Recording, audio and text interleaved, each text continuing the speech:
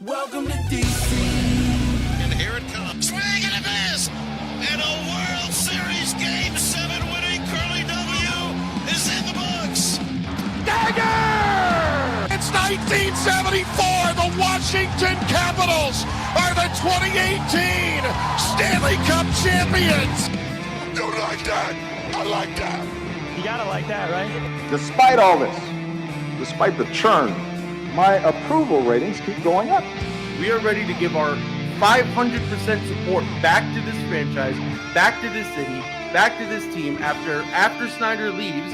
And then this is the poo-poo you put on the field. For the very first time, the Washington Mystics are WNBA champions. The Washington Commanders select Jaden Daniels. I'm going to support fake teams that can't ruin my life. Did you call bank? I call game.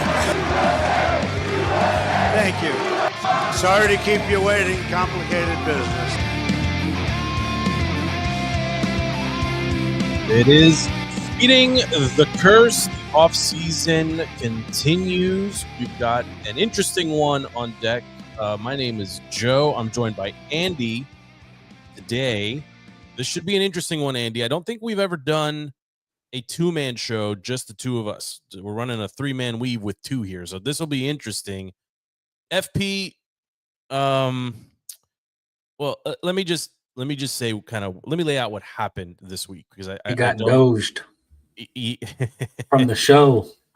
You take that up with him, but I'm gonna do a lot of muting, like power muting here, because I don't want to be coughing or, there's just some stuff happening here. But I got to be honest, this is my fault, because, we shifted things last week. Things came up, whatever, no problem. But we said Monday's our night. I got to Monday afternoon this week, Andy, and I was like, boys, I don't know what day it is. I don't know what time it is.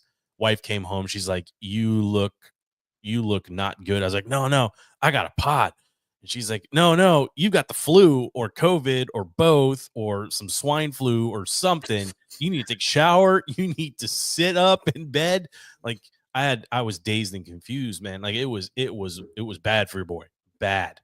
And around what, 7:45, like I grabbed my phone and I was ready to pull an MJ, right? The 45.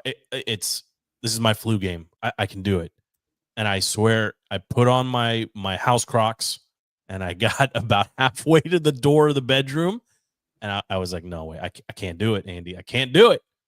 No. And I could tell FP was disappointed because he just stopped responding after a while. Like I knew he was upset, but he buried the lead that he wasn't available the rest of the week and didn't give any insight as to why at all. He didn't even say feel better. He's just silent. It's the equivalent of like a ... situation. Mm-hmm. And that was it. And then today I put out an SOS in the group chat and I said, hey, I can do it. Like I can do it. And he's like, yeah, I'm out till June, basically. He's like, I'm out. I got stuff to do. I was like, okay, like I'm not gonna push it, but I don't know. It feels a little weird. I gotta be honest, feels a little weird without him here, but I'm happy you're here. And I am sorry about the Monday mishap. I just couldn't do it, man. I couldn't do it. Takes a lot to knock you down. So I know it was bad. How many shows have you done with FP? That's a great question. So there's an unofficial count and an official count. Our unofficial count is about 25 higher than what's actually published in all. Like if you go subscribe to us anywhere, there's 330 to 340 episodes. It's a good point. I got to be better about kind of tagging these episodes so we can find stuff in the future. But out of 340, I think there are a few FPLP specials. They go super deep into like Commanders roster. They geek out on some like pretty interesting stuff. I'm not on those shows. Those are like hardcore shows. So, but to answer your question, there's probably only been, I don't know, 15 to 20 that FP hasn't been on, right? So like this is going to be odd. Like for the regulars, no FP chiming in, no I'm a little scared. I'm going to get away with everything today. I mean, I love you, but I'm gonna steamroll you with commentary today. Like big shoes to fill without FP here for sure. Yeah, and I gotta be honest, like we're going to do OMC. We're not going to get, we're not going to get FP's rating here on 1994's True Lies, which I was excited to hear about. So we got some work to do to get kind of back in our groove here. We'll get caught up, but is there any specific place you want to start? Because right before we hit go, Matt the Met dropped a nugget in the group chat that I feel like we got to start there. Like it's just like the heavens open is like, here's your first topic. Are you okay to start with that? Let's do it. I'm not even going to give any spoilers. You say it, and then just. If we were to poll hockey fans, and there were only two options, pick Gretzky or Ovechkin right now as the greatest player. I'm not going to say what Matt said. I want to know what you would say. What would you say? I mean, there is very little to argue against the most goals scored all time. Right now, technically, Gretzky holds it by what, 2? 3 for Ovi to. So when we hit go, I think when I set this up, he was at 891. The Caps did lose tonight, so he's at 892. So he needs 3. Yeah. So if we're talking about today, at this very moment that you and I are podcasting, yes, Gretzky is still the greatest because he still holds the record. So for you, it's all tied to the record. Yeah, and I don't want to get into the whole, because this debate happens during NBA. Jordan, Kobe, LeBron debates. Everybody says different era, this and that. The rules were different, this and this. There is some relevance to that argument in hockey, but the game is harder today. The game is faster today. The game is the players are better today. Right. I don't mean to cut you off. It's the Jordan argument. Right? It is. Larry Bird can't be the best. Do you know why? Because he didn't play in this era. I'm sorry. Every era of the league is better than the era before it, because the players in the current era grew up idolizing and mastering the moves of the era before them. So respectfully, Bird can't be the best ever. Jordan can't be the best ever. Jordan, and I put this in the chat, Jordan was beating up on Nick Anderson and Sam Cassell, like 60 out of 82 games a season. Like it's not, and John Starks, and just think about all of the stud shooting guards. We don't even have positions anymore. Look how different the NBA is, right? And believe me, I could do a whole hour about how the 96 Bulls couldn't win. Like they cannot win 72 games in the modern NBA because 3 of the 5 players they would field can't shoot for more than 8 feet away from the basket. So where are they going to get their point? Like you can't compare these things. But to bring it back to Ovi, he's playing in a more competitive league against better talent on a consistent basis. The goalkeepers, I feel like, Andy, are 3 times the size that they used to be between the pads and the mask and the thing. I think the actual goal is the same size. I don't know. I have to bring in an expert for that. But how can you look at it in totality and say he's not the better player? You can argue Jordan meant more to the league than LeBron or Kobe. You could argue that Gretzky meant more to the league than Ovi. But you can't take away what Ovi has done over a 20-year career for one team, and it's really all culminating here in the final couple of weeks. He's going to get the record, and that's it. That's the end of the debate. You want to talk about maybe Gretzky did this thing better than Ovi here or there. Fine, no problem. Right? Jordan couldn't shoot threes. He could not shoot threes consistently. That's okay. Yeah. No, doesn't factor in. I think we're saying the same thing, just different words, different leagues.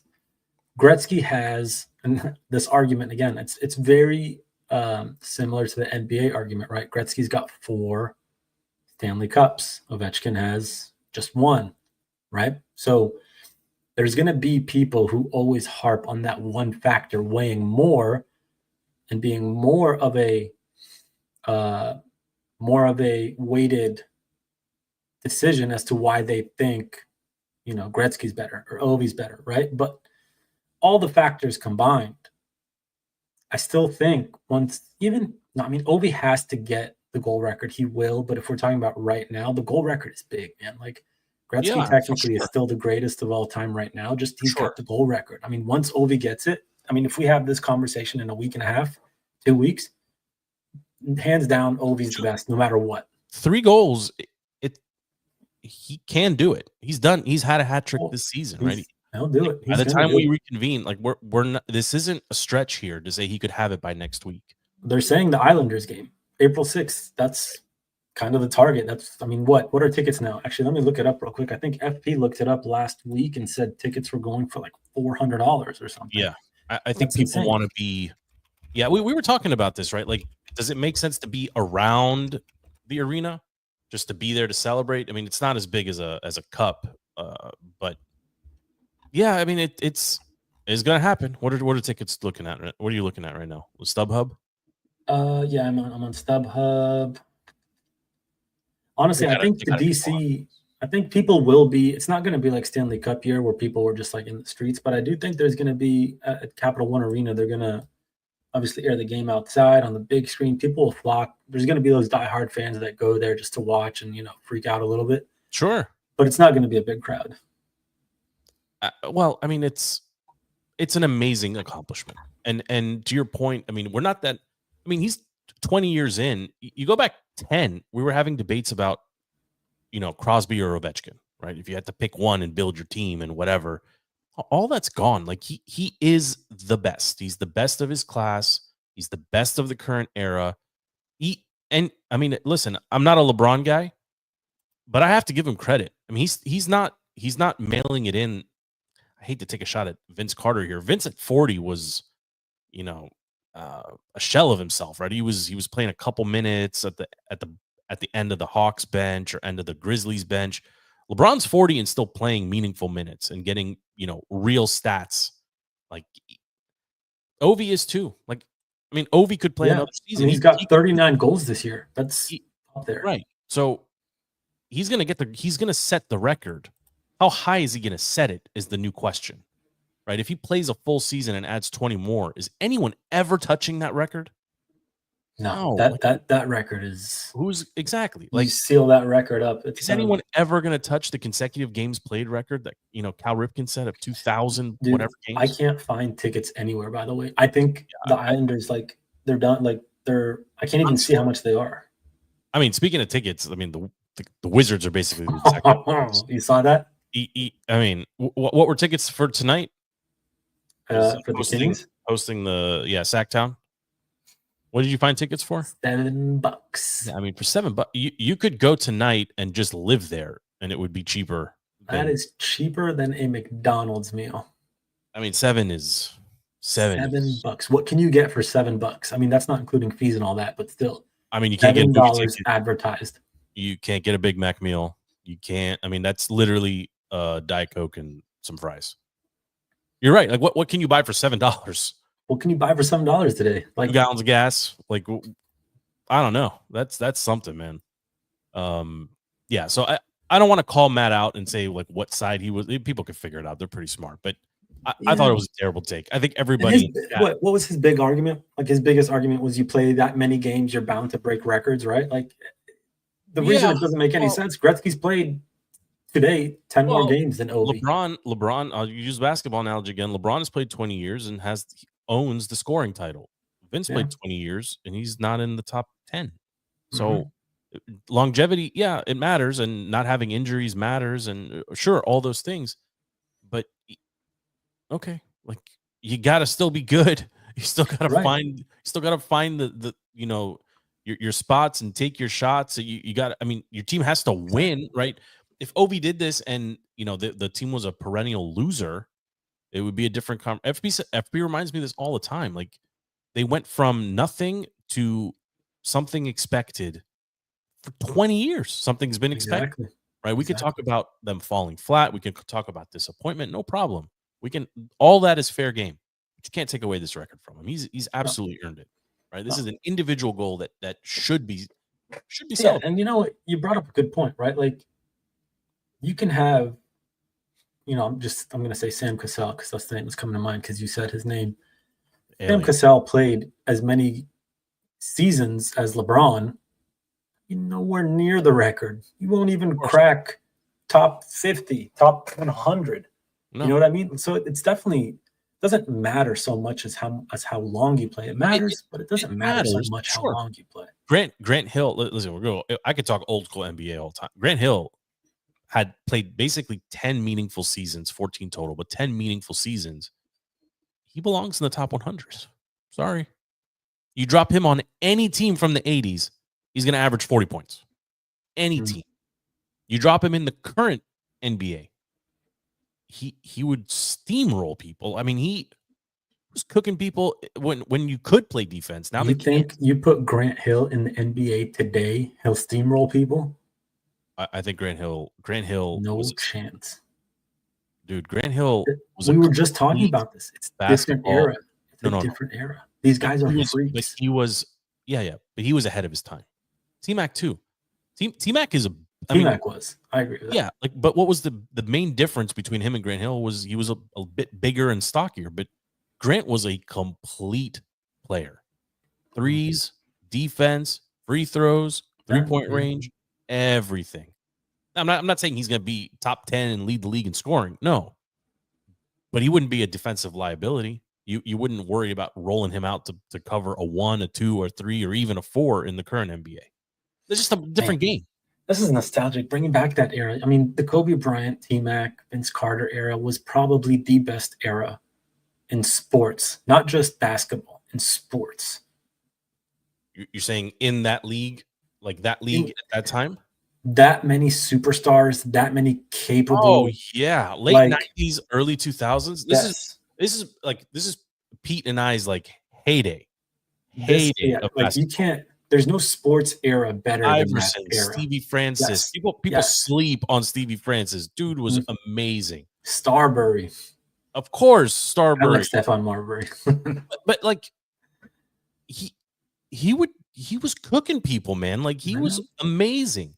Yeah. Right? Like as good as Steph is with the ball, right? He had a blueprint that's to some degree, right? With these guards that came before him. Now, Steph's handle's pretty awesome.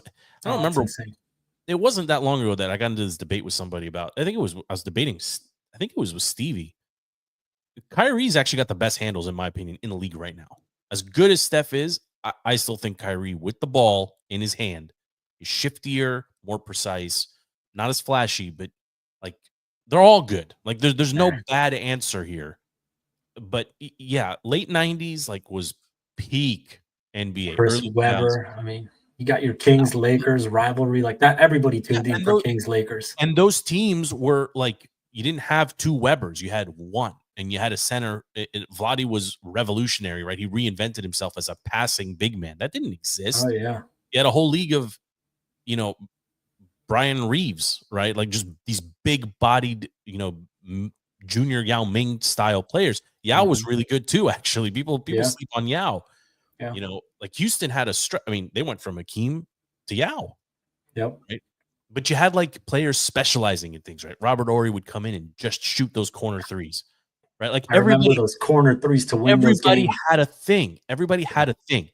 There's no thing in the NBA anymore. It doesn't exist. I think we talked about this last week, didn't we? How the NBA really dropped the ball. Yeah. That's part of the reason why the league is hard to watch. Like I'm actually watching. I'm watching. I don't know if you've got it up or if you're watching it. The Wizards were up almost, I think 10 or 15 at some point in this game. They're now up by 2 with 56 seconds to go. So if you don't have it up, I thought it was a lock for them. No. We're about to go into the we're into that part of the season, Andy. We did this every time. Like people would play the triple loser parlay all the time last year, right? When you had the Nats, the Caps, and the Wiz, all in action, right? So the Nats already lost today, Caps lost today, and the Wiz, I mean, they might win. They're up 2. They're up by 6 now. No, don't ruin it. Oh, with 28 seconds to go.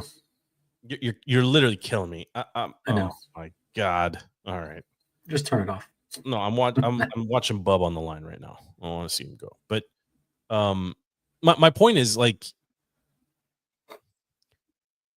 if we're gonna talk, I could talk NBA forever too. Like this is a bad combination of me being kind of full of energy but tired at the same time, and I'm drugged up, so like I feel better than I sound. It's a weird space. And the voice of reason is absent. Yeah.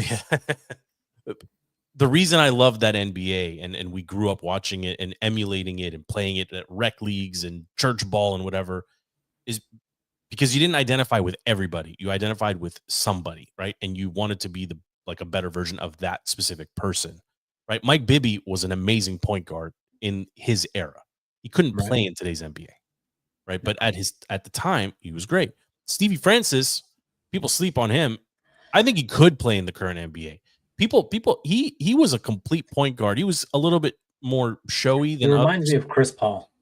No way. He kind of does. Type 2000 slam dunk contest and then fast forward through all of the Vince Carter highlights, which are amazing, and watch Steve Francis's dunks in that dunk contest. 2000 dunk contest was Well, are we talking about dunks or point guard? I'm saying in general. Steve Francis, if you look at the current adaptation of him, or like who plays the game the way he did back then, it's Russell Westbrook.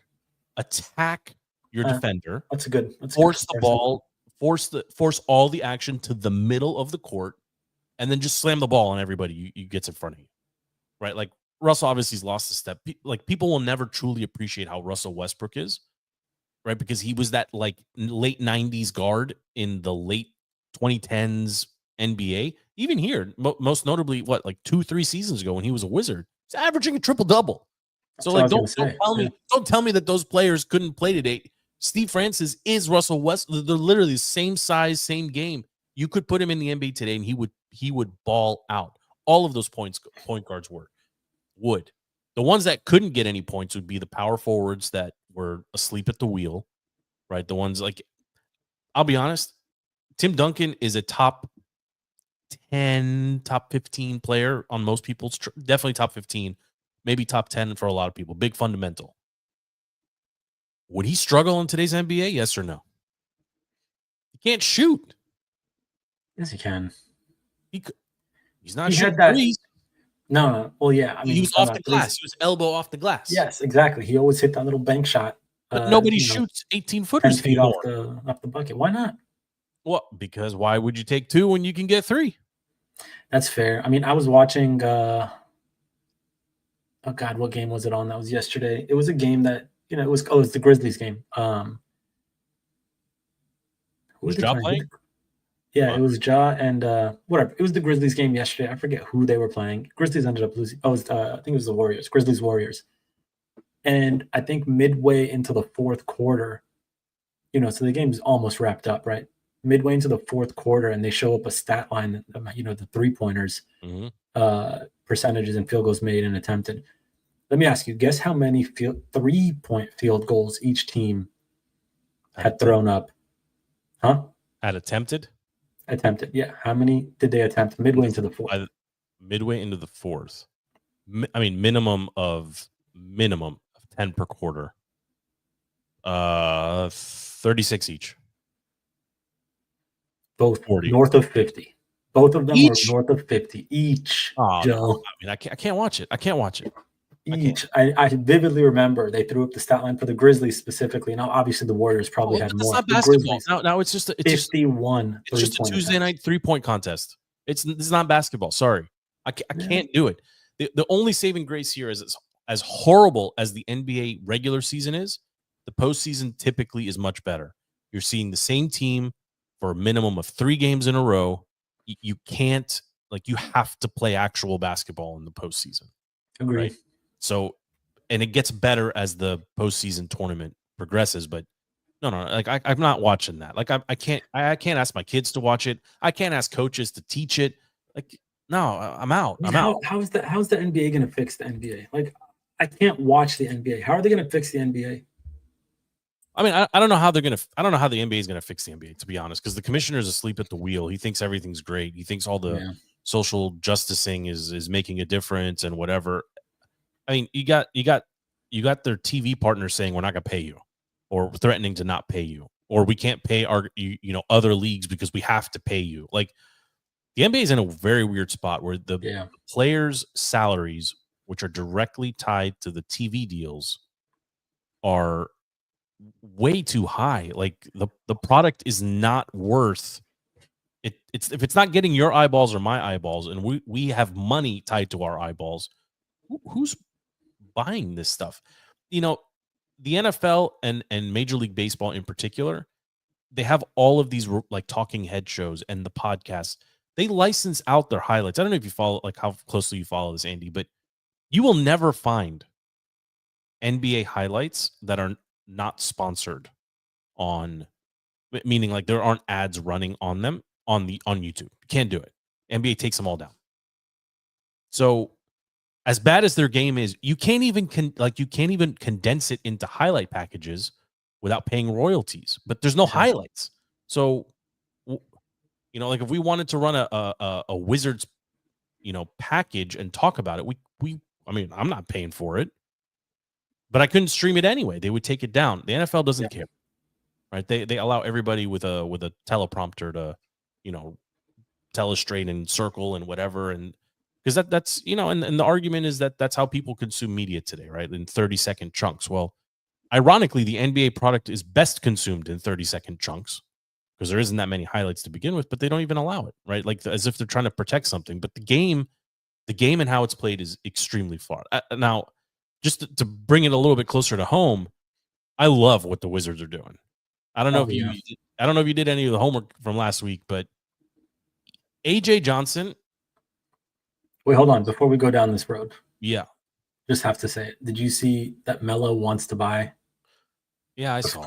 That's a fraction of the Wizards or whatever. He wants to buy a piece of the Wizards, and Jay-Z wanted a piece of the Commanders once upon a time or whatever. That's fine. Let him buy a piece as long as he's not running the team. I don't care. I mean, Jordan Jay-Z does it. I think it's fine. Whatever. All right. Yeah. I'm more concerned with. Talk to me about this AJ guy because I have never heard of AJ Johnson. Never heard his name before. AJ Johnson. So it's a name you need to get to know, right? Over the last couple of weeks now, he's popping up. He's playing real minutes in the Wizards rotation. He's crested, I think, 20 points twice, 15 points 3 or 4 times, playing like a very complete stat line. Although he's still a young developing player. He came over from the Bucks as part of the Middleton trade, right? I mean, he was a throw-in, but I actually really think they may have found like the piece, a piece here. Yeah. Because what they have in Sar is having an absolute stud of a season. Like, even if you're just casually watching this team, nobody casually watches the Wizards, but if you were, he's got 100 3-pointers, which is awesome on the season. His field goal percentage has been solid. He's grown tremendously, especially on the offensive end of the court this season. Like as a rookie, you could not ask more of him. And Bub Carrington, who I said was going to be the best rookie in this class, you know, he's awesome. He hasn't missed a single game all season. So they did lose Bilal Coulibaly. He's done for the season. But AJ Johnson is a nice little piece that they've got. You know, basically, they didn't know what they were getting, or maybe they did. This front office absolutely deserves an award. I mean, I wish when they did like the postseason awards, they would consider like trades and moves in general. Being able to offload Beal, you know, last season, and then making this happen this season, or was it 2 seasons ago with Beal? I don't remember. But getting rid of that contract and seeing how the Suns have basically tanked with him, like getting rid of that weight around your team, and then making some of these acquisitions between Smart and Middleton and AJ Johnson. And now they're in a position where like they very much could land Cooper Flagg. Like this is a real possibility now. This is a good team. Like this is forget about the statistics. Just look at how they're comprised. This front office has done a good job. Yeah, I agree with you. I'm looking at AJ Johnson's stats now. I wanted to see where he came from. You already mentioned it, Milwaukee. He's a rookie. He was a first round pick, number 23. I don't know if that matters so much in the NBA. Really, it's like the first 3 picks that matter. But yeah, I mean, he was not getting much playing time, if any at all, really, with Milwaukee. Yep. Comes over here to Washington. You know, he's got a couple big games. You know, he's a spark. You know what I'm saying? Like he brings energy to the team. I'm looking at his stats now. I mean, it's like he's not the the last 2 to 3 games, he's had, a showing in points. But other than that, he kind of just scores like 9, 10 points every game. So if it's not his points, it better be his energy, right? Like, yeah. When you watch him on the court, you'll see it's the intangibles, right? It's the other stuff. He's in the right place. He's diving for the balls, and he's playing inspired basketball, right? But he did start, if I'm not mistaken. I'm trying to get to the box score here. Tonight? Yeah, I'm pretty sure Jordan Poole was pacing the team. I think he was over 20. Bub and AJ were flirting with 20, if I'm not mistaken. I'm trying to pull it up. Yeah, I mean, same with this guy Johnson. He had 19 points. Yeah, great. 6 assists. Yeah. Did Sarr 50%? 20? Who? What did Alex Sarr? What did you get? How many points?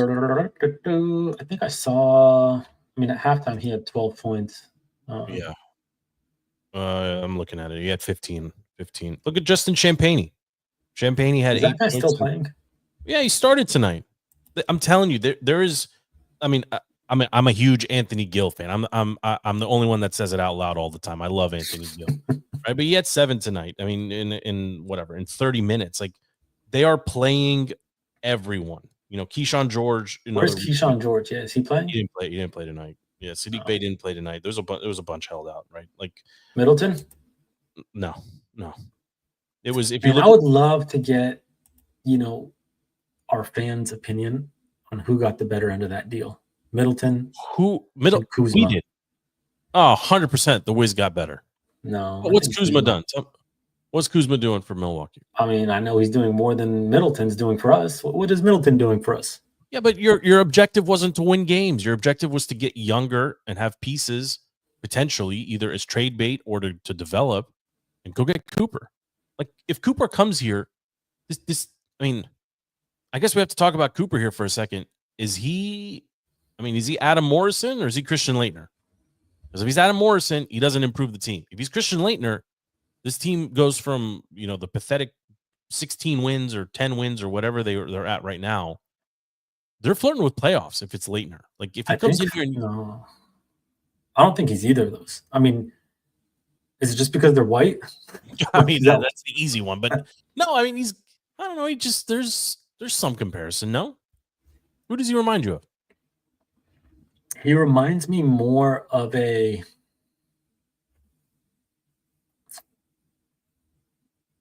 God, I feel like I'm gonna get completely roasted. Just hit it. I mean, if anybody knows, if there's one person you can have this conversation with, it's me, right? Like, and it's look, I've heard them all, right? He's Jalen Johnson. No, he's not. He's way better. He's Andre Kirilenko. That to me is a tall order. People, do you remember AK-47? That guy did Andre Kirilenko. Everything. I don't know Andre if Kirilenko that good. I hear Scotty Barnes. Okay, maybe. And then there's a couple out there. I've heard people compare him to Kevin Garnett. I don't think he's Kevin Garnett. Sorry. So he's a big man, right? Like he's big. He's not a guard, although he can play the position of guard. Sure. He reminds me of Luka. Well, okay, then. Okay. I mean, that's amazing. Okay. He does. He reminds me of Luka. He can go up. He can play any position on the floor. I mean, not bang around with the big men, but there's no big men in the game anymore, really. So, and he takes control of the game. He's a smart player, right? Like he's not going to make dumb mistakes. I mean, he will as a rookie, but he's a smart player. He understands the game. He understands the systems, the strategy, the schematics of the game. Like he's a smart player. He doesn't rely just on his athleticism, and I think that's what makes him the most dangerous. And that's fair, right? I mean, it's hard to compare him to. I mean, like I said, I've heard people compare him to Aaron Gordon, and I walk away with saying like, I can kind of see it, like an aggressive, big-bodied guy, right? And I mean, I just picked 2, guys basically, right? But I Adam Morrison, if you remember what he did for Gonzaga coming out, like, he was a stud in college. Exactly. People expected him to shoulder the weight of a team. This has nothing to do with white or black or pink or whatever. I don't care. Like, can you play basketball? That's all I care about. His game didn't translate, and it was more as little as his game did translate. His demeanor, like it just didn't work. Like he didn't have that persona, that gravitas that allowed him to do anything. Christian Laettner was a stud collegiate player and a really, really good professional player as well. Right. And that's the reason I kind of pulled them up. But I mean, if he's Andre Kirilenko, I want him on my team. Right. I mean, Yeah. if he's Jason Tatum, I want him on my team. Like nobody knows. Like he's a kid. Like he's still developing, but the ceiling is very high. I mean, very high. Kevin Garnett was extremely raw coming out of high school, going straight to the NBA. Look at what he turned into, right? I mean, it's possible. It's possible. I mean, speaking of, Cooper and the 4 teams, I know this is not your favorite subject, right? But there's actually another guy who I think is NBA ready. I forget his first name, but his last name is Broom, and he plays for Auburn. He's a big man. He got hurt last game. I'm not entirely sure what it was. It was his elbow, but he sat out for a lot of the second half. But that guy can play. I think he averages like a double-double. He might actually have the record for the NCAA, double-doubles, like total double-doubles in his collegiate career. But look him up. He plays for Auburn. He's like a big man, power forward or center. Last name is Broom, Broome. Johnny. Yeah, Janai. Yeah, Janai Broom. Yeah. That guy, when I watched him play, he looks NBA ready. I'm looking at the NBA big ready. board. You got him at 36. He's NBA ready from what I've seen. No. I don't care what they say. He looks NBA ready. We're talking about but you're not going to spend a top 3 pick on a player. Absolutely get Cooper Flagg. I'm not saying don't. Or Dylan Harper or Ace Bailey. Like get anybody. Like Cooper Flagg is better than all those players. Sure, those players rely on athleticism. Cooper Flagg is a little bit of everything. Smarts too. Yeah. He's the leader. He can run the team. Listen, I trust this front office for the first time in a long time. I mean, they're allowed to make. Even if our record is the worst, like we still might not get the first pick, right? Because the NBA does the stupid lottery. Yeah, I know. But the last time we got it, we got, John Wall. So, like, we're due. I hope so. Listen, I'm one of the guys. I'm one of the guys that was saying you can't really lose anything by bringing him back and let him, just let him play, let him finish out his career, whatever. I got to be honest, Andy. I've come full circle on this. I don't want him anywhere near the team, and it's not because I don't like him. Talking about John Wall. Yeah, like I don't mind him. Like as a human, he's never irritated me the way a Gilbert Arenas has, right? Or any of the other former Wizards that are just talking about the team. Like he loves the team and he loves the city, and I love him for that. But right now, Marcus Smart and Chris Middleton, and like we just said, like a lot of the older players on the team, the vets, they're not playing, right? Like this staff right now is on full, like they are full on assessing everybody and developing everybody, and it's working. Like there's no way Bub and Sar and George, these guys cannot develop this quickly if they had gone to anywhere else and not played. What if they played 50% of what they played? As far as this year, they played meaningful minutes every game, even though the team wasn't competitive. So, as far as I'm concerned, the front office is doing great. Jordan Poole is only 25 years old. Yeah, I mean, he's a good example of somebody that is slowly changing my mind about him. Right, I was out on Poole, big time out on Poole. Too much of a me guy. Not a lot of substance there. Too much noise around him constantly. He wants to be the face of the team, but doesn't want. Very Kuzma-like in that regard. Since Kuzma, sometimes you trade away the piece, and everybody else wakes up and realizes, maybe the grass isn't always greener somewhere else. So Poole, he's still got a lot of basketball ahead of him. But they're asking him to lead a bunch of young guys, and he is a young guy. He's young himself, yeah.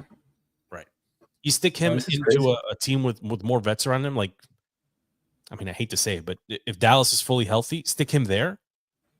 He gives those wily vets, right, somebody who can go do everything. He gets to play off of those guys. Well, as they're constructed today, yeah. But Poole into that lineup, with, I mean, Clay has clearly lost a step, but who knows what Kyrie looks like when he comes back. But just assume healthy all across the board, older but healthy. He'd be pretty good in that lineup. Sure. AJ Johnson is 6'5" too. You're right. This is probably the first time I've pulled the Wizards roster up, and I'm just looking at it, looking at their age, looking at their height, looking at honestly their salary too. Guess who? FP's been saying it, dude. FP's been saying it. This is it's OKC, right? Like OKC. they have OKC. Like this is a young team, lots of draft capital, and they're not overspending. So all of this Kevin Durant may come here, may not. Like I'm sorry, I'm past all that too. Like I don't want to deal with that noise. Like we are. What's your It's so strange to say this, but your NBA Finals prediction, because it's the two top teams right now in the East and the West, and it's so weird for me to say these two names. I mean,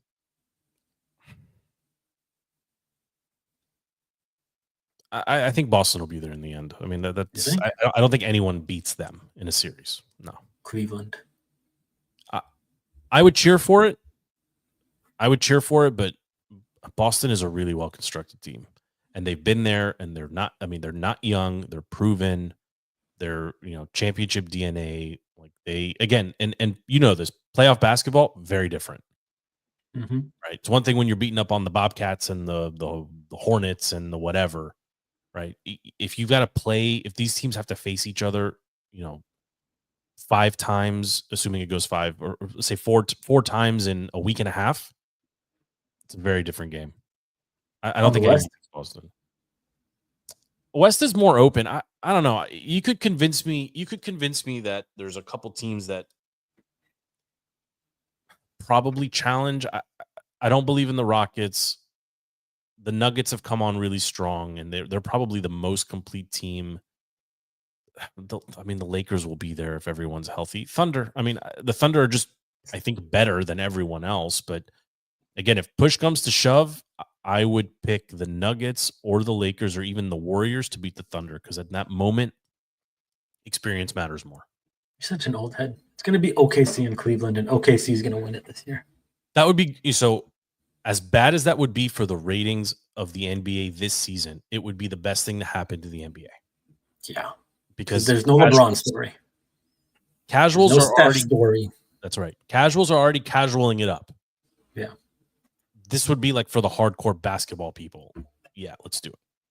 It sucks. It sucks that with all of the winning happening in the league and all of the actual storylines that matter and the young players that are coming up, every talking head show on ESPN is about Stephen A. Smith versus LeBron versus Jordan. Like, oh my God, I can't listen to it anymore. I can't.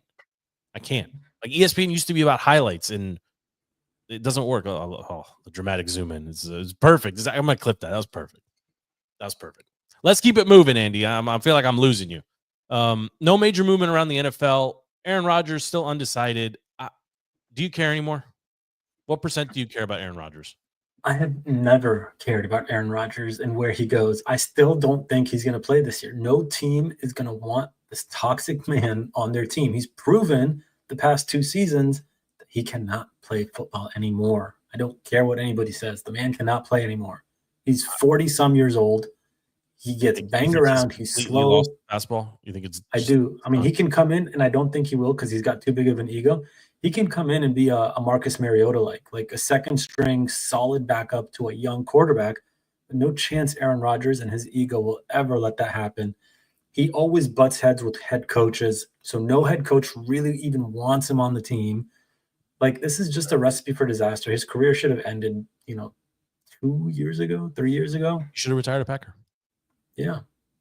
Yeah, the injury was unfortunate, and maybe if that doesn't happen, things play out different, but honestly, it's kind of sad. Like he went from being considered one of the greatest to an active, forgotten player. Right. Like, does he actually make any, Steelers aside, does he make any roster better in the sense that they go from non-competing to competing?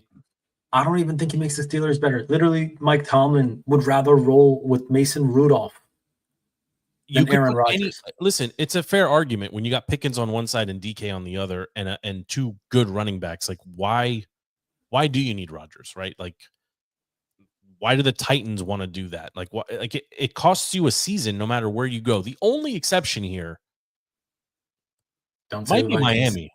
Oh, okay. Well, I mean, the Vikings, sure, okay. Like, the Vikings still have all the pieces in place, and you could argue he's at worst a wash with Darnold, but he would be an upgrade over Tua.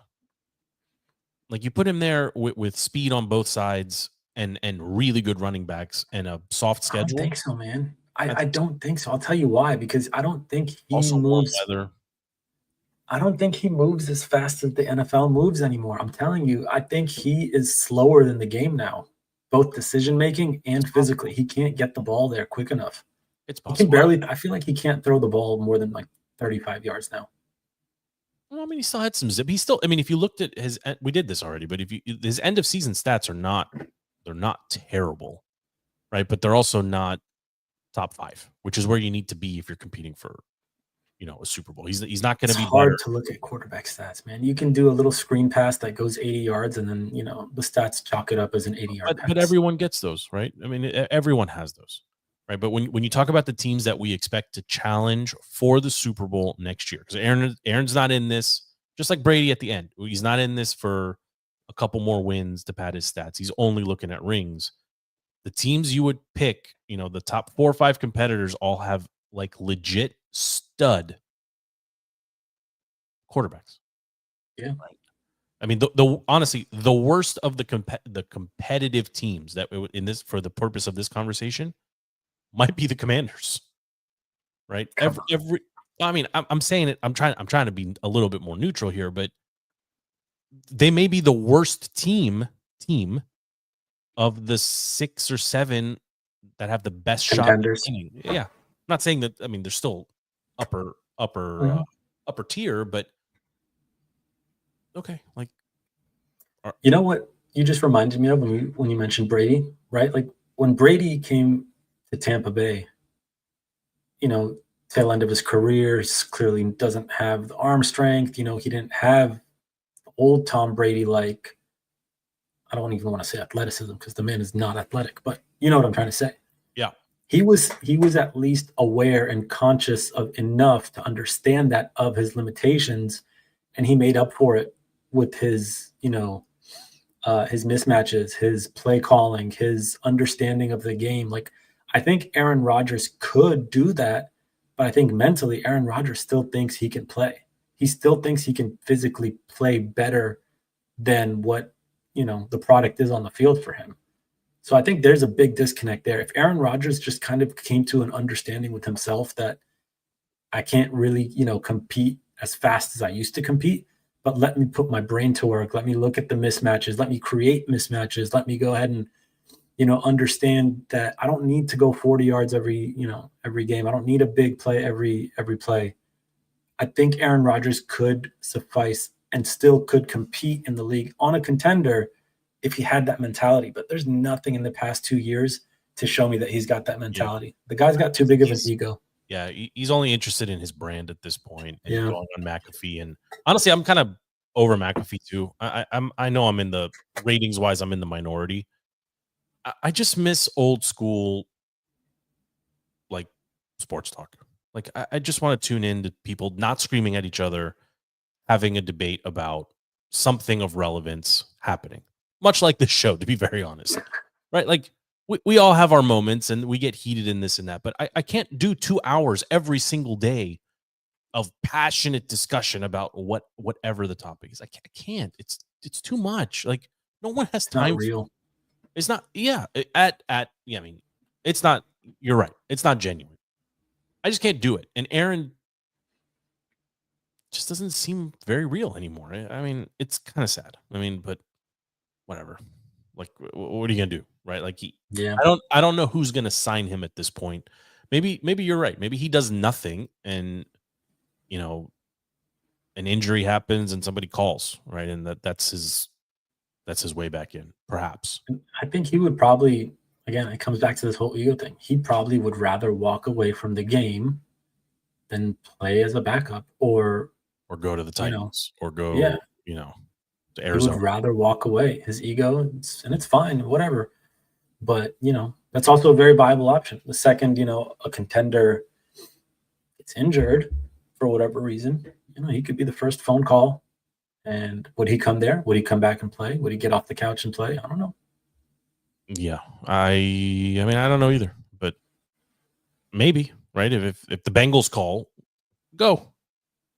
Right? If something were to happen to Burrow or something were to happen to even to Herbie, with the Chargers, like there's some situations you probably say, all right, we can mask some of his lack of athleticism here. Like I would trust Harbaugh to do that. Either one of them, to be honest. Fair. Not that, Lamar for whatever you think of him, he doesn't get injured. So no, I don't also think Harbaugh would want anything to do with Rodgers, but no, yeah, that's enough of Rodgers. Beat this horse. Buddy, I'm out. Andy, I'm out of sports topics. Do you have anything left you want to talk about sports-wise? I haven't watched. I'm wearing a Nationals sweater and a Nationals freaking hat, but I haven't watched much of the first week of baseball of the season. Just look at the scoreboards to check on the Nats and stuff. But I don't think we're that good. I think one win would say we're not. But the bigger surprise, I mean, say what you want about the Nats, and Matt and Stevie have been keeping us, abreast of things in the chat, and I do promise we will get him in here to do a baseball show. The Braves starting 0-6 that's a surprise. Wild. The AL Central not having a single team over 500 is statistically wild. The NL West having 3 teams at this, this early in the season, 2 of them basically undefeated, somewhat expected, right? But like, this is the earliest in the season that I've ever heard Matt basically say, "Yep, we know who's going to be there in the final month of the season," right? Like that's wild, and that's actually it's the worst thing that anybody could say about a sport, right? Like, is that it's so predestined this early in that like 162 games is useless to begin with, but if there's really no meaning behind it, you gotta challenge why we're doing it at all. Yeah, I mean, there's two things specifically, at least with baseball, that I want to get your thoughts on too. Number one, the Yankees' new baseball bats. Have you heard about the physicist? Good. Do it. Great. I hope we get more home runs. I am pro offense. I mean, the Yankees, offense. And this leads into my next point, right? Like the Yankees are they're an all-star team. Like you put together an NBA all-star team, like the Pro Bowl in the NFL, like the Yankees are a Pro Bowl team themselves. Baseball, MLB doesn't have a cap. Like teams can spend $700 million on a guy. There is no cap. I think there needs to be a cap. It needs to happen for a more competitive league so that, the smaller markets have a chance. Like there needs to be a cap in the MLB. There has to be. I would challenge that by saying if there was one league that you get more parity than anywhere else, even though you have it, it's baseball.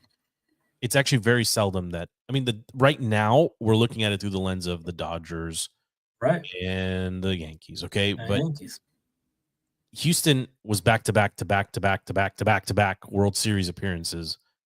They had a big salary, but it was never the highest in the league. When the Nats made their run, they weren't the highest in the league. Like it's like I would have to do some research on this, but I don't think spending the most equals winning.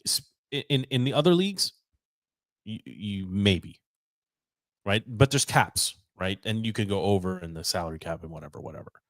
But how many times did the Marlins or the Tampa Bay Rays come out of nowhere and win the World Series, and then their owner disassembled, like literally dismantled the championship franchise because he didn't want to pay anybody, right? Like it's not that long ago that the Rays, I think it was 16. I got to go back and look, but I get what you're saying. The Kansas City Royals were not an expensive team. Like they just did it.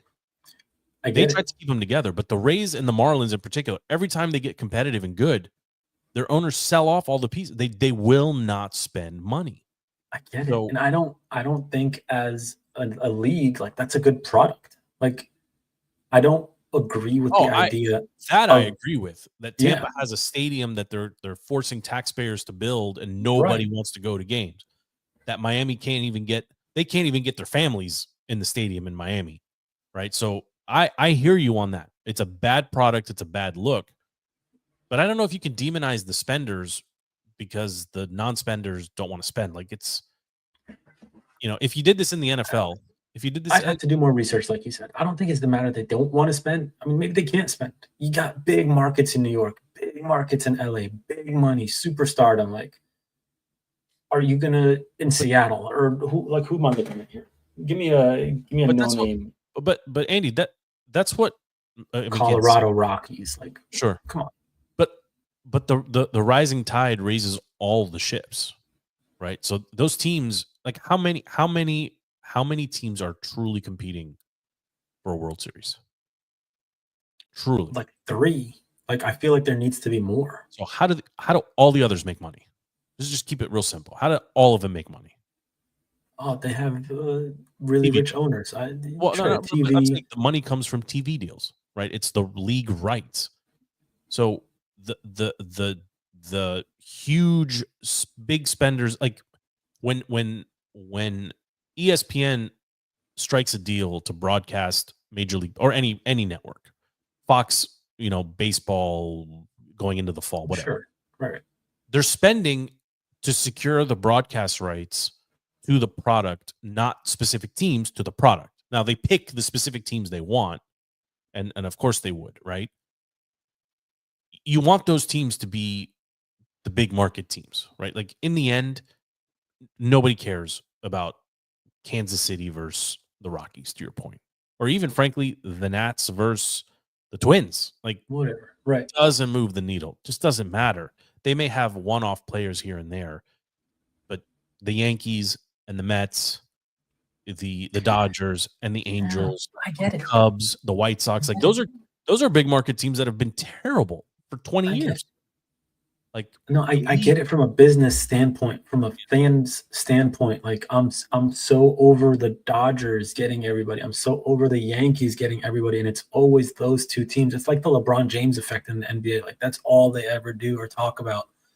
Put a cap on the league, put a cap on the spending, make it more competitive, widen the net a little bit, get some of these smaller market teams to kind of elevate. And but to what effect? Like, to what point? Okay, so Juan Soto doesn't become he becomes a Royal?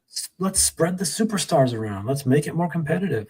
I would think that would be a better product. I would tune in to if it was a 16-game season, I would agree with you, because every home game would matter, right? If it was the NFL, I'm with you 100%. There's too many games in MLB. That's too many games.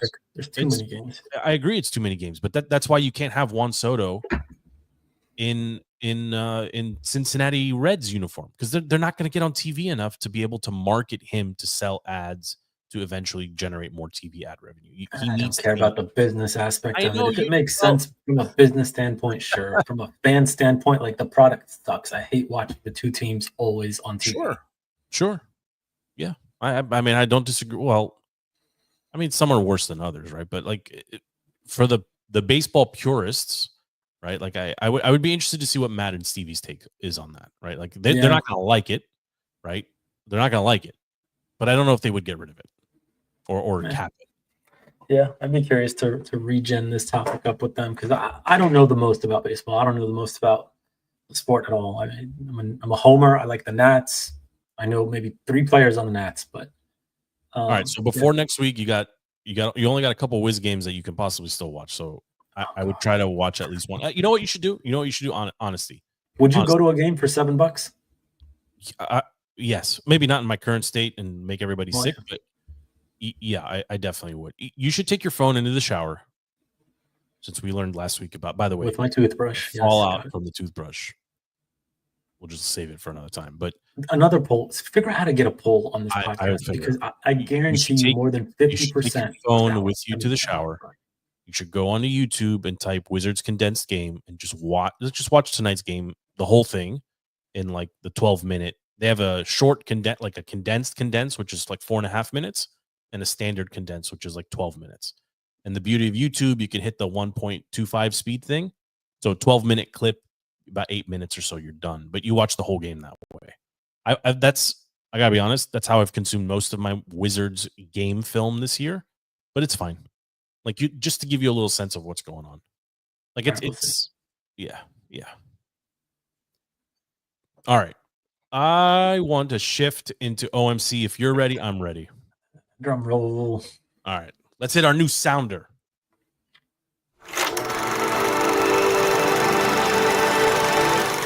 This is the Off-Season Movie Club, rewatching the classics. Okay, I kind of love it. I got to be honest. I love it. Is the best. It's very cool. I'm so excited. Cool. I'm so excited. 1994's True Lies. Let me do a little recapping for those that weren't here. That is the movie of the week. We've got two sounders, by the way. This has come up. We have rewatching the classics and then get your popcorn. So we'll use them interchangeably, but I think anything older, if it's an instant classic or what we call a classic, we're just going to use that tag. But either way, we have an official sounder now. It's official. OMC is here to stay. 1994's True Lies, rated 7.3 by the critics, Andy. Rated 70%, so basically the same by the fans. Not bad overall. Here's the recap. Secretly a spy, but thought by his family to be a dull salesman, Harry Tasker, played by Arnold Schwarzenegger, is tracking down nuke missiles in the possession of Islamic jihadist Aziz, played by Art Malik. Harry's mission is complicated when he realizes his neglected wife, Helen, played by Jamie Lee Curtis, is contemplating an affair with Simon, played by Bill Paxton, R.I.P., a used car salesman who claims he's also a spy. When Aziz kidnaps Harry and Helen, the secret agent must save the world and patch up his marriage at the same time. Super loaded cast for this early 90s flick. I already said Arnold, Jamie Lee Curtis, Bill Paxton. We lost another legend, and we'll talk about Val Kilmer here in just a minute. But Bill Paxton, amazing performance in my opinion in this one. Are you familiar with Eliza Dushku and her work? This is this is one of her first on-screen appearances, so we'll talk about her. Tia Carrera, are you familiar with Tia? No. Oh man, Juno Skinner. You got to tell me what they were in. I'll pull them up as we go here. But Eliza what? Eliza, Eliza Dushku. She plays Dana Tasker. Dana's the child. Yeah, she plays Arnold, and she plays exactly. I'm pulling up her discography right now so I can give you some movies and shows. She's in what she's in. Bring It On, Wrong Turn, The Dollhouse TV show, which was pretty interesting on Fox circa 09-10. The New Guy, True Calling, Buffy the Vampire Slayer, Bull, Banshee, Alphabet Killer, Bob and Silent J, That Night, Sex and Breakfast. She does have I think a small role in City by the Sea, which is a super underrated movie from 2002, but she's in a bunch of stuff. I'm just curious if you'd seen her or if you knew who she was. That's okay. Nope. Are you familiar with Bill Paxton, Andy? Have you watched the movie with Bill Paxton? Okay. Yes, half the movies you mentioned for this Eliza actress and shows even I have never heard of. I have never actually heard of Dollhouse. I'm sorry, I don't know what Dollhouse is. Dollhouse was a short-lived show on the Fox TV network. We can talk about that another time. But the one actor I want to highlight here before we jump into it, as notable as everyone is, there's one performance in particular, in my opinion, that outshines the rest, and that is of Tom Arnold. I love Tom Arnold in this movie. Tom Arnold is awesome from beginning to end in this film. He plays Albert Gibson. He's the fast-talking partner of Harry Tasker. Yeah. Awesome from literally the opening scene to the closing credits. Just freaking absolutely crushed it. So, I don't want to bury the lead. I'd like to get your thoughts on it. We will get FPs when he comes back, so we don't have his rating. But I'd like to get your thoughts on it, then I'll give you my rating, then you give me yours. My thoughts, because I had never seen this movie before. Had you ever heard of it? See, this is wild to me.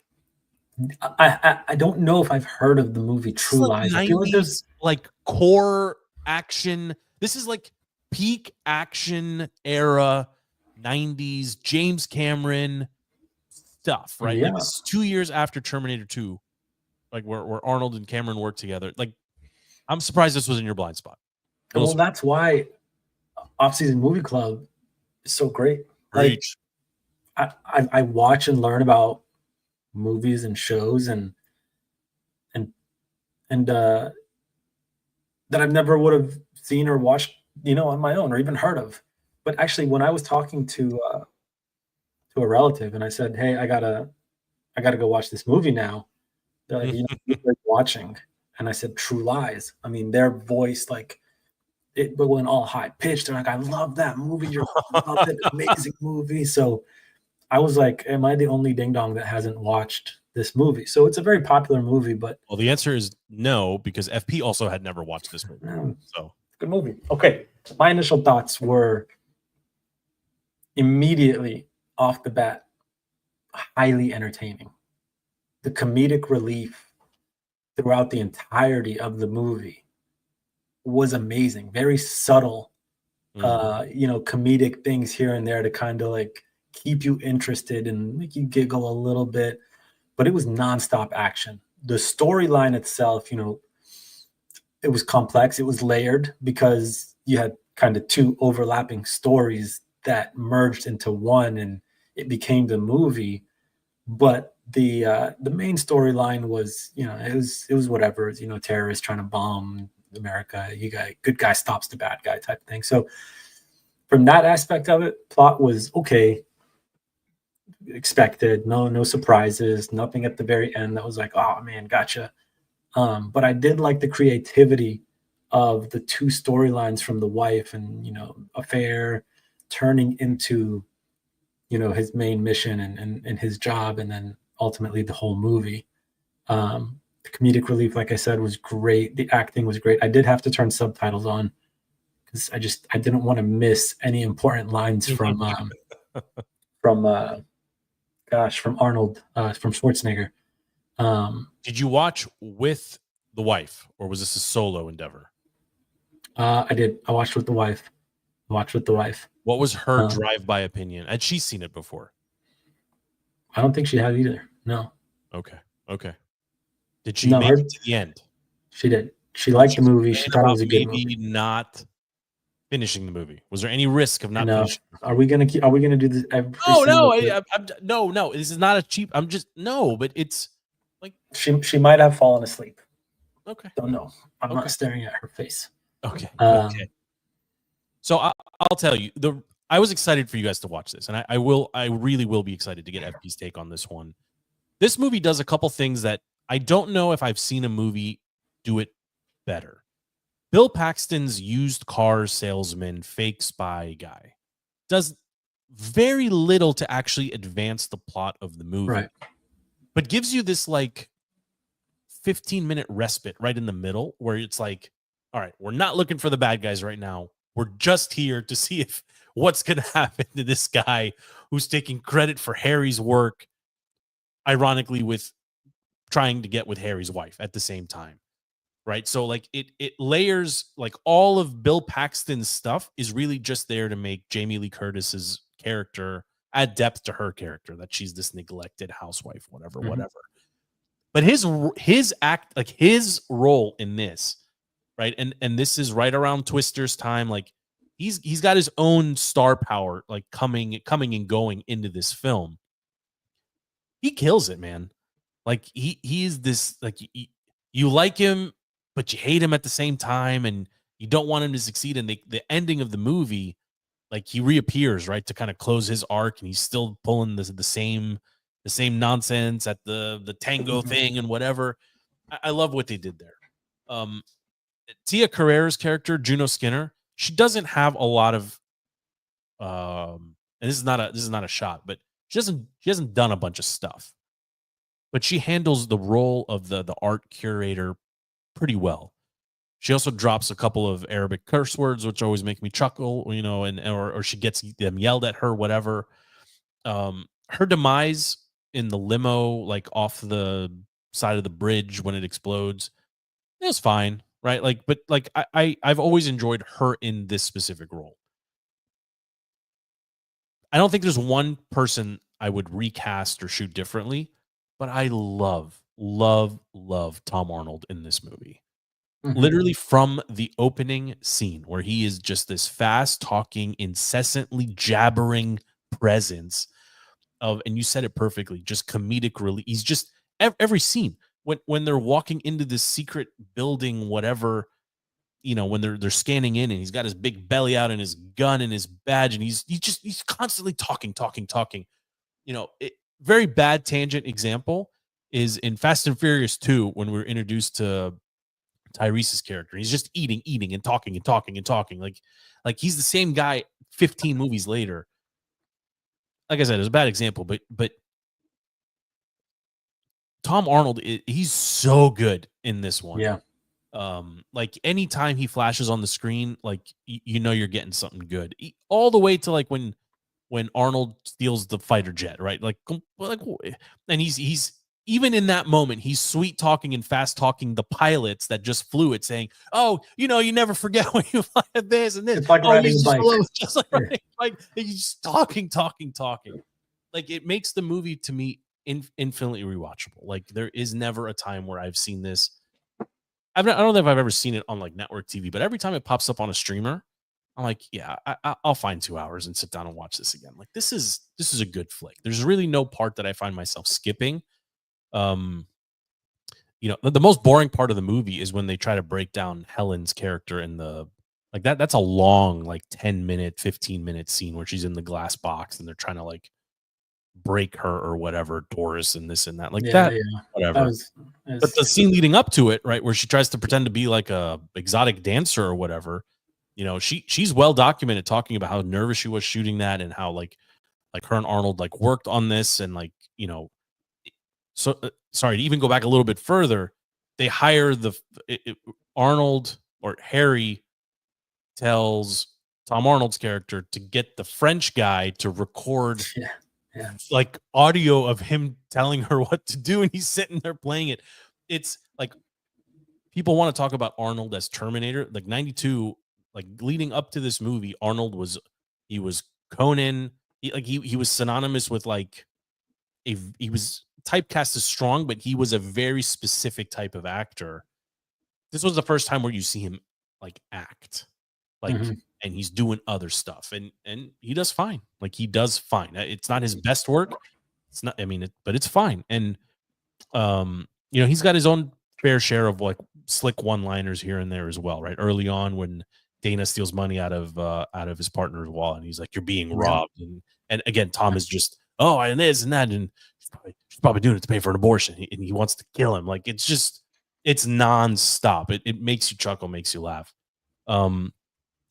I want to get your thoughts on the action sequences. Most notably, very rare that we find an action movie filmed in Washington, D.C. This is one of the few. We've got a lot of dramas. We've got a lot of political stuff, of course. Not a lot of action movies get shot in D.C. This one was shot in the early 90s in D.C. So for people that are local, like you will see things that you will recognize, and it's not blue screen or green screen. This is real stuff, including the shops at Georgetown Mall. What did you think of that sequence? That's within the first 20 minutes or so. That's the first real, hero interaction. It's a theme throughout the entire movie. I mean, you said it perfectly, and for some reason, because I have kids and things like that, I could now. You know how, like, just hear me out on this. Shows these days for toddlers, right? The way that they get them hooked is by constantly doing something different, changing it up, a different scene, something new. It's not like, your old school Bear in the Big Blue House or whatever, those old slow moving shows that we used to watch growing up, Winnie the Pooh or whatever, those slower movies. Now you got Coco Melon and you got a bunch of like fast, loud, fast, Paw Patrol, fast, loud, stuff like that. This reminded me of that, but like an adult version, right? Okay. Like I couldn't look away. And it's because I didn't know what the hell was going to happen next. The man jumped on a horse. The horse scene is the best. And chased a motorcycle throughout the mall. They were in the elevator, and it was like comedic relief, just like too slow. Yeah, two very slow elevators going up, and then he makes this massive jump into the other building, the terrorist guy, and then the horse. You think he's gonna make the jump too, but then the horse stops. More comedic relief. Arnold Schwarzenegger's like, hey, why would you do that? Come on. What kind of police horse are you? Yeah, what kind of police horse are you? More comedic relief. But like, I agree with you in the sense that I would watch this again because it's so entertaining. It is so entertaining. You don't know what you're going to see. At the very end of the movie, he gets into the fighter jet. Yeah. Who saw that coming? Like, Arnold, he just hops into the fighter jet to go save his daughter who's hanging from a crane, and he shoots the missile and shoots the bad guy into the bad guys. Like hooks his belt, and then it goes through the window and it hits the helicopter. Like, you're fired. This is stuff that you cannot. No normal person can follow this in real time. They're like, what did I just watch? What just happened? This is grabbing my attention so hard. But I don't actually know if I answered your question, but that's just what was top of mind. Just hearing your thoughts on it, and then having a second. I love that it was shot in DC. I love that right. the horse chase scenes were in DC. The lunch scene where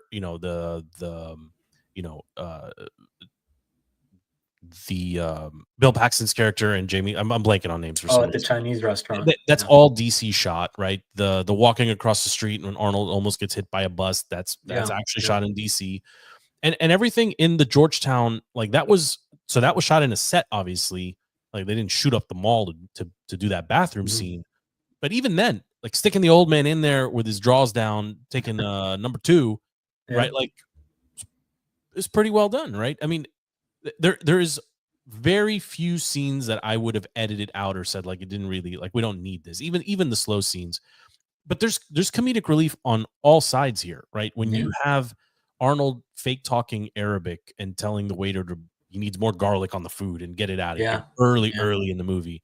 The random tango dancing, okay, whatever. But then later on, there's a callback where Arnold's 2 partners are tangoing in the office, right? Making fun of him, or it's constant. It's constant. But even the terrorists, right? The bad guys. There's a scene where Crimson Jihad is filming their what a name, by the way, Crimson Jihad. but they're filming like their big announcement and the thing, and the guy shooting the camera, he's like, Aziz Bettany, and he's like, go get another one.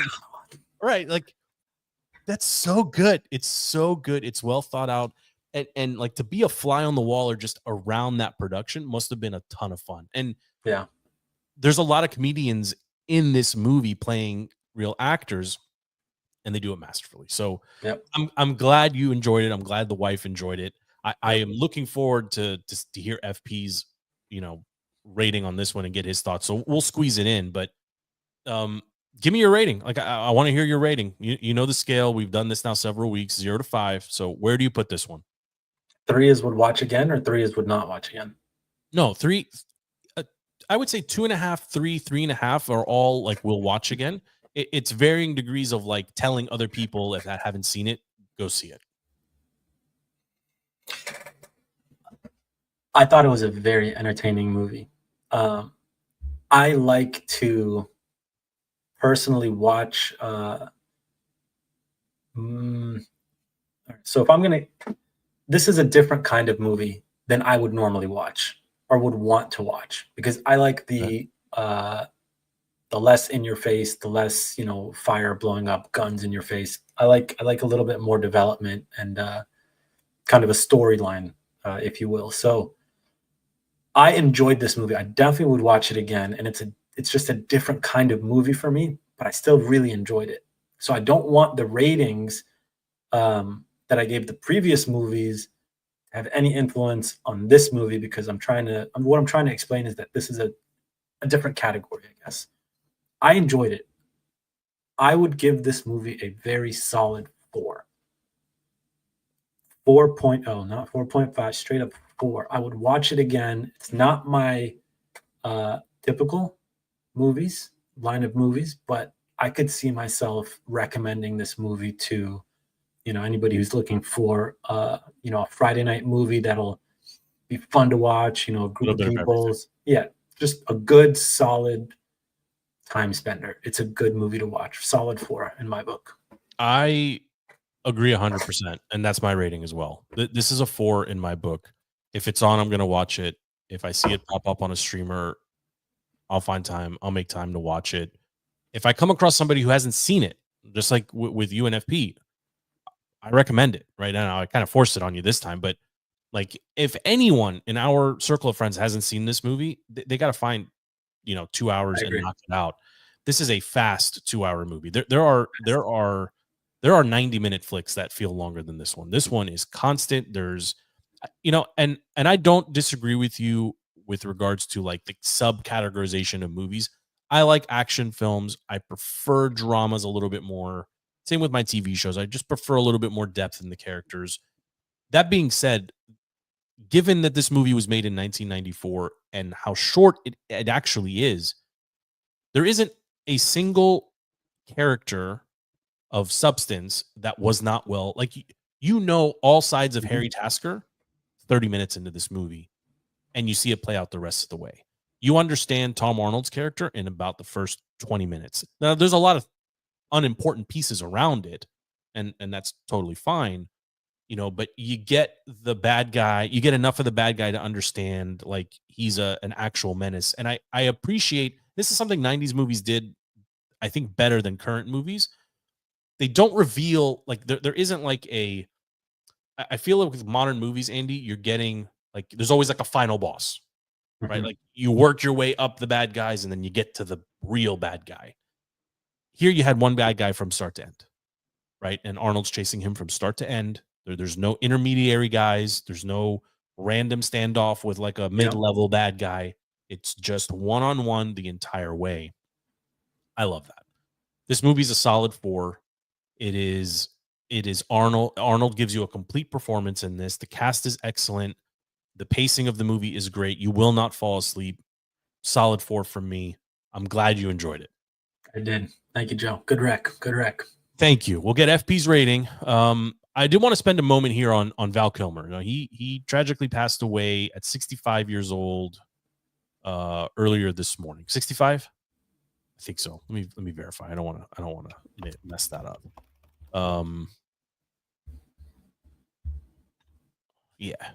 Yeah. Passes away at 65 years old. Do you have a favorite Kilmer movie?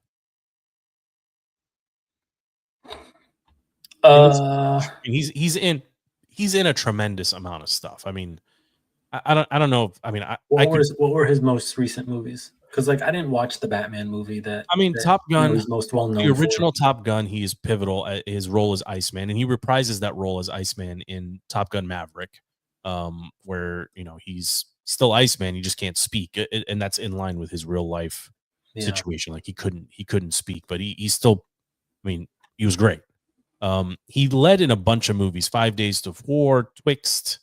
There's A Soldier's Revenge, Pay Dirt, The Super. There was one movie he made, I want to say it was late 90s, where he was the lead, The Saint. I'm trying to pull. The Ghost in the Darkness was mid 90s. The Island of Dr. Moreau, that was mid 90s. Heat, of course, he's in Heat, and he plays a huge role in Heat. That's 95. Batman Forever, 95. Tombstone, 93. He's in that. True Romance, 93. So I'm not gonna lie to you. Like I know the name, right? I know Val Kilmer. It's just a name that every household kind of knows, but I don't know many of his movies. I've seen Heat. I love the movie Heat, but if you ask me to remember him in Heat, like I can't remember him. Well, that's interesting. I mean, did you ever watch Entourage? He's actually in Entourage. Yeah, I love Entourage. Back in the day, I mean, I went when DVDs were a thing. I went and bought like the collection. I love Entourage. Yeah, so he's actually in that series. He plays the role of like a weed Sherpa or something. I mean, it's strange that's what the first, like literally when I heard the news this morning, I was like, oh, that sucks. My first thought was none of the movies. It was the Entourage scene because it was so great between him and Johnny Drama, and They're going back and forth about whatever nonsense they were going back and Oh forth. yeah, I do remember that. I'm looking at it now. Yeah, Yeah, pictures are bringing it back. Vince is like dating like this crazy chick who's like making him a vegan or whatever, and there's a weed shortage, and they go to the Val Kilmer playing the Sherpa who has weed. So, I mean, but you can't even tell it's him. The man's wearing glasses, a beanie. Like, it was a. I mean, I don't know why. I'm just saying it came out like that's where my head went immediately. He's done a ton of stuff, like all the way. And Birthday Cake was in 21. There's a bunch. I mean, his movie, like, I mean, there's a ton of stuff. I think The Saint 1997 probably for me is the one standalone movie that I would, I don't want to disparage it. I always enjoyed it, but it's a 6.2 from critics and 30% from fans. Like, it is not a highly rated movie whatsoever, but I've always really enjoyed it. Have you seen that movie? I haven't. No.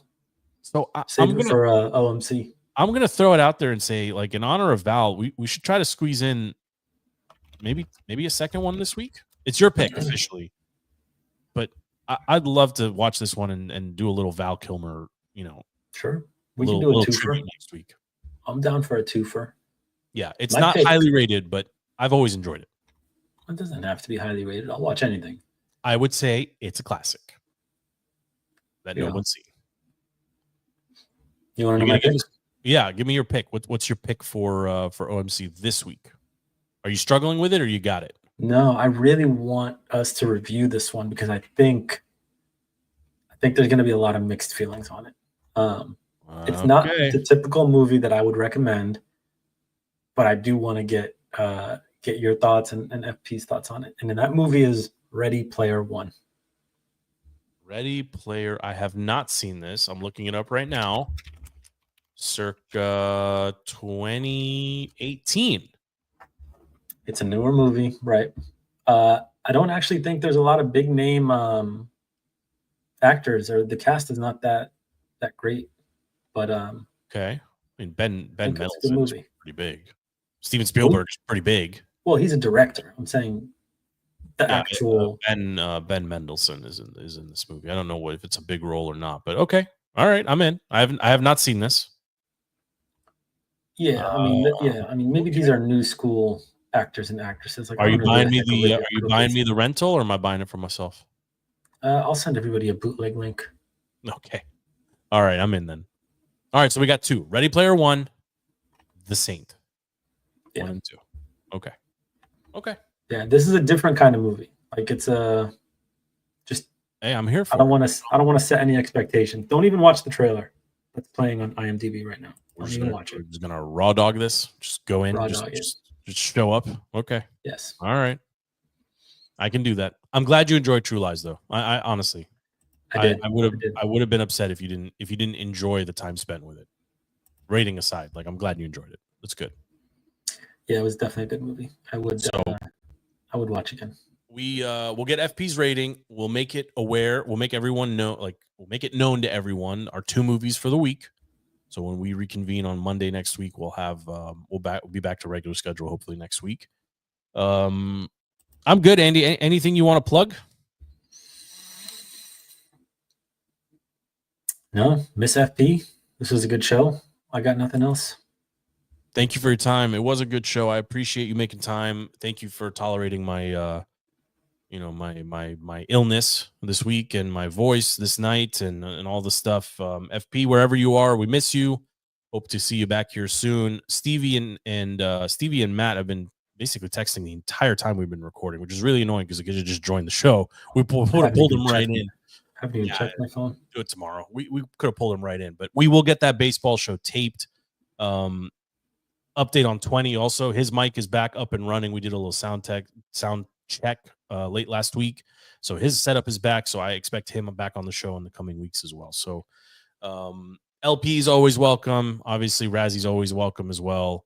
Razzy he's made it abundantly clear to me that he really only cares during football season not about the show, but about sports in general. So that's fine. Although he usually picks it up when the NBA postseason begins. So hopefully we'll get him in here too. But For Andy, my name is Joe. The show is DTC and the OMC, the Off-Season Movie Club. Thank you for supporting both. There will be a second feed every week moving forward where OMC is broken out. So if you just want to hear about the movie of the week because you don't care about baseball, that's fine. If you want to support the show and listen to the entire thing, this is another fatty going on 90 minutes. Thank you for hanging out with us. Until next week, we are out.